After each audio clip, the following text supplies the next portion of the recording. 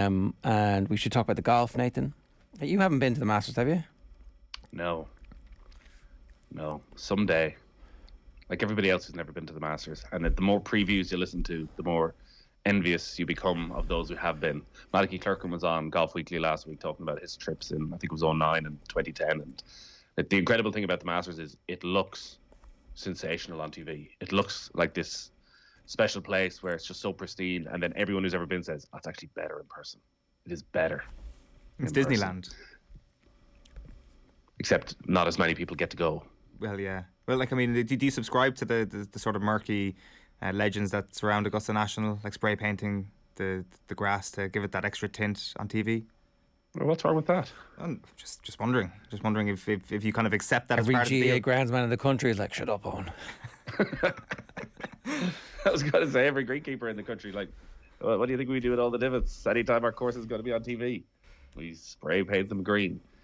Listen, there's a lot of murky stuff in the history of Augusta National, but when it comes to 24 hours away from the opening tee time, it is one of the best days of the year, the opening day of the Masters. And the scenes over the last couple of days have just been insane around Tiger Woods.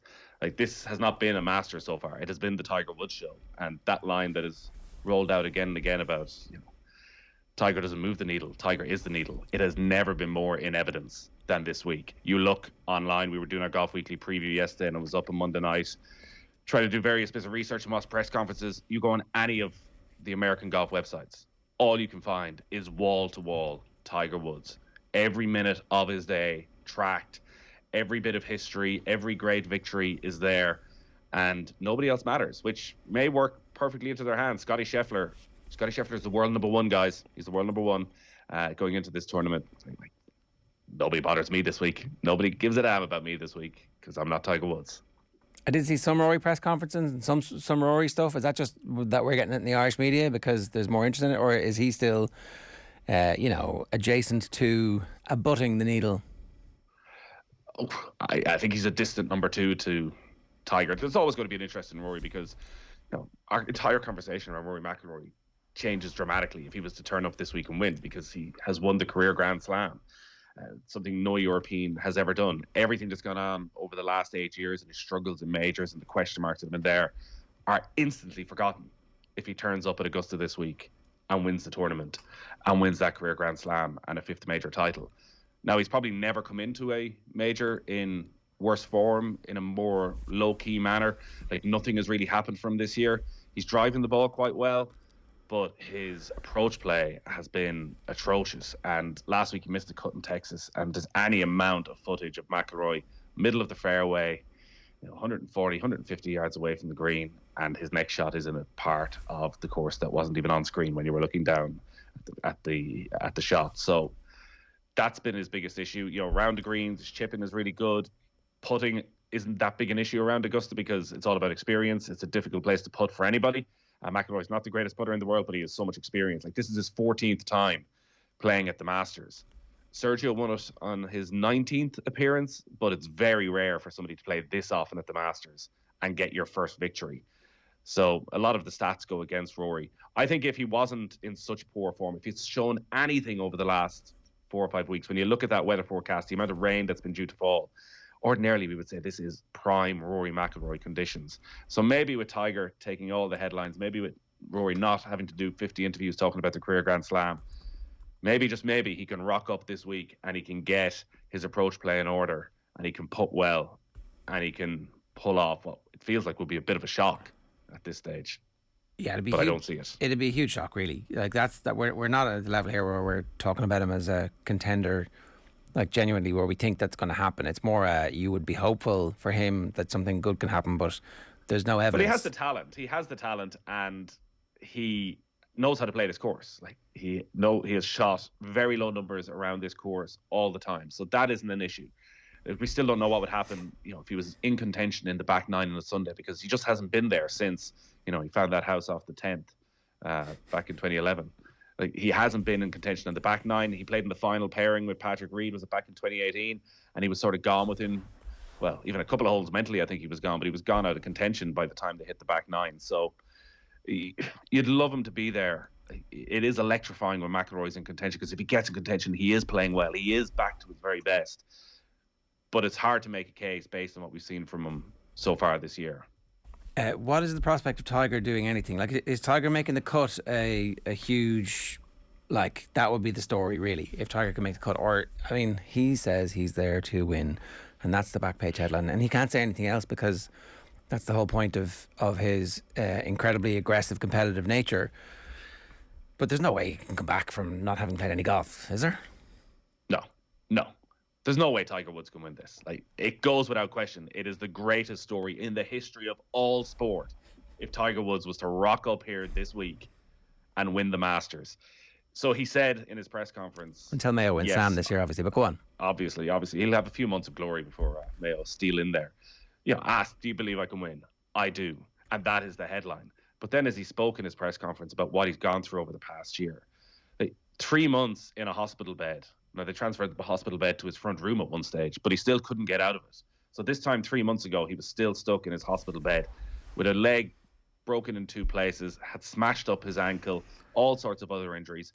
And remember, when that accident happened in February 2021, the night before he was on TV at the Genesis, where he wasn't in a good way at all. And the reason he wasn't in a good way was because he just had back surgery for the 5th time.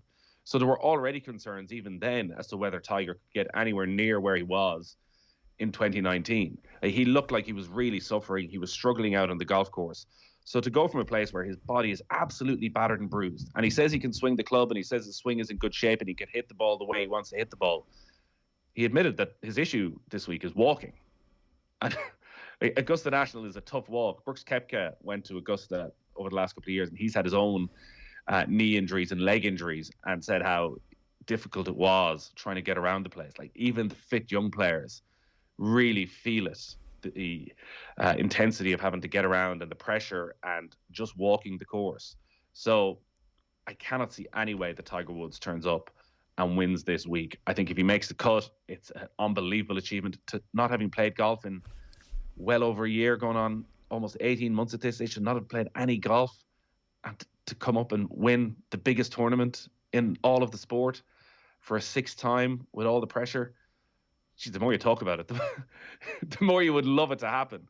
But comparisons to 2019, like, Tiger Woods was one of the best players in the world when he won in 2019. In the previous 8 months, he could have won the Open, could have won the USPGA.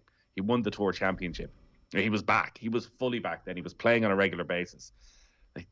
It's impossible to sit here and say that Tiger Woods can turn up and win. But he knows the course inside out. Yeah, if he makes the cut, though, we'll be excited. He can manage his way around. And maybe he can just hang around. Like, that will be his aim, is hang around. And see what happens. Maybe you somehow make the cut. Maybe you go into a Sunday 3-4 shots behind. The momentum that builds behind them suddenly becomes too much for the other contenders, as it did in 2019, as they one after one went into the water on 12. Yeah. Maybe that allows them in. But I think if Tiger comes and shoots even 74, 74, and he makes a cut or misses cut by a couple of shots, it's still huge for him to get here. And the one thing I would say is, like, Tiger has been humiliated on the golf course many times over the past decade. He shot an 85 at Memorial. He shot an 82 at Phoenix in 2015 when he was struggling with injury. Remember, he could barely bend over to pick up his tee. Week after week, you see him in the parking lot after a first round having to pull out of the tournament. So he's never had an issue of, oh, well, I have to turn up here and be able to win. He wants to get out and compete. He wants to be playing tournament golf. So there's every possibility that happens, that he turns up and it's too soon. Shoots 79, 80. It is too soon. Yeah. He ends up pulling out of the first round. And it's not going to tarnish his legacy in any way. No, I think he did other stuff and he got away with it, so it's fine. His legacy is probably secure at this point. Playing golf while injured is not going to in any way be something that anybody has as a negative towards him.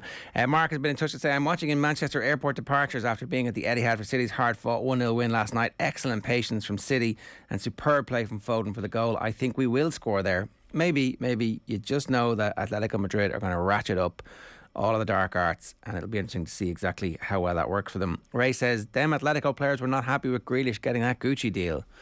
They certainly they were preying on Jack Grealish when he came off the bench last night. I thought he did pretty well with it. What was Pep doing? Like, pushing him out of the way and get out of it. It's like, shut up, Pep. Shut up. Leave me alone. No, I think wasn't it the Porto game earlier in the season with Atletico where they managed to completely get into the heads of those Porto players. But Jack Grealish has had his whole career being kicked by everybody. Yeah. He knows exactly what the game is here. He doesn't need Pep giving it the big one. I know, but like you're his manager. I mean, you can't but be safe in those situations, especially when you're protecting a 1-goal lead. Mark says Liverpool have the biggest and best squad in the league. They have 7 forwards. Kenny the dad says, morning lads from a rainy London town. So it's rainy general all over these islands at the moment. And MOC says it's a lifestyle decision to play in Australia, nothing else. Also, Rory has no chance he can't put. It is definitely a lifestyle decision to play in Australia. That's the key point. We're going to talk about tonight's games in more detail with Phil a little bit later on. But is there anything you want to say about Thomas Tuchel and the job he's doing? He's got Real Madrid tonight. This would be, I mean, he's already won a Champions League, so you could say that's pretty much the crowning glory of his career so far. But pulling it out against Real Madrid over these 2 legs under the circumstances at the moment, with everything that's going on at Chelsea, coming off a pretty horrific performance at the weekend against Brentford, that would be good management, Nathan. It would, though you would worry it's following the old familiar pattern that we probably all predicted for Thomas Tuchel and Chelsea, where maybe they flatline a little bit towards the end of the season. He's under insane pressure under new ownership at the start of next season. And come October, come on down, next Chelsea manager. Goose Hiddink, come back in for 4 months and save us. Rafa Benitez, will we go there again? No. We've no money left anymore. That's we all. Need to go and do that. That era's past. That's not going to happen. They're going to give Tuchel a job. The new owner should definitely come in and say, right, Tuchel, you're our guy for the next couple of years no matter what happens here. The young squad, sell a couple of the duds, get as much money as you can for Lukaku and keep building. Last one for you then. Who else are you watching out for at the Masters? Who else am I watching out for at the Masters? Justin Thomas is the one I think who is going to win the Masters. He is one of the best iron players in the game. He's got a brilliant short game. Like a lot of them, maybe not the greatest putter, but is playing at Augusta for the 7th time. Generally plays well around here. So he's in good form this season at Riviera, at the Players. He has Bones on the bag, who was Phil Mickelson's caddy for 3 Masters victories, so could be a huge influence as well. And I think Justin Thomas is one of those elite players in the game. Though the more I was looking at it, the more I'm thinking, why am I not going for John Rahm? Why not just John Rahm? And he's should I pick the second favourite or the favourite? That's Nathan's tipping here. Will I pick the best golfer or the second best golfer here? Well, I'm going to go out on a limb. You want to pick the guy who's going to win. John Rahm, I would love to see win. He's lacking a bit of form. He's been struggling with a short game over the past while, but he's as good as he gets off the tee. He always plays well at Augusta. And what's sort of been playing in my mind is an interview yesterday we was talking about tapering down for the Masters. So I do wonder if the Masters is all he's been thinking about actually for the last couple of months. And he's been working on his Masters game at other tournaments and maybe not concentrating fully on them. Obviously, Spaniards have this unbelievable record at the Masters. Seve and Olive won it twice. Sergio won it. Not getting any help from Tiger Woods, though. Poor old John Rahm. I don't know if you saw this during his press conference. It was kind of hard to make out whether or not he was joking or whether he was deadly serious. So he was asked about Tiger being back and if he ever, got to pick Tiger's brains and get a little bit of information. And he said, oh, well, I think there's only one man you can ask about that. Justin Thomas is Tiger's best buddy, and he's the only one who ever gets anything good out of Tiger. Oh, I remember playing around with him and asking him about a certain type of green. He's like, oh, you just gotta go with the flow. He's like, oh, thanks for that, Tiger. And then I played with him another time down in the Bahamas, and I was asking him about sort of his chipping technique and playing at a certain bent grass greens. And Tiger just said, oh, you got to be shallow, John. I was like, oh, thanks, Tiger. And then I look around, and he's given Justin Thomas a full dissertation on how you do this thing. But it was definitely said with a tone of, why is he the golden boy and I'm not the golden boy? So maybe there's a bit of beef there. You would love to see some John Rahm. My other one's Jordan Spieth. Come on. Jordan Spieth. He played unbelievably well on Sunday. This is a good time to bring this comment in. No, come on, lads. No golf coverage, please. They have a podcast devoted to this nonsense. Keep it there with the rest of the degenerates. We didn't make that up. That's a real comment. And as soon as you mentioned Jordan Spieth, I think, boom, that's the precise moment to cut him off. I got a lot of... Kill his line, kill his mic. Got a lot of Golf Weekly love from one particular Roscommon fan after the game on Sunday, Nathan. So big ups to you and congratulations to you, the cross. One subscriber anyway. Yeah, I'll give you my 2 outsiders then. Joaquin Neiman. We didn't ask you for them. Go on, quick. All right. Well, you were giving out that I'm putting your mic. Literally, we're supposed to be finished about 3 minutes ago. You given out I was only talking about the top two. I like Joaquin Neiman and I like Adam Scott. All right, Joaquin Neiman, Adam Scott, and the rest of his bets all available for you if you subscribe to Golf Weekly. Patreon.com/Golf Weekly, OTBSports.com/Golf Weekly. You'll get it there. And if you just follow Nathan on social media, that's all he ever talks about. Nathan, good stuff. Enjoy the Masters. Thanks, lads.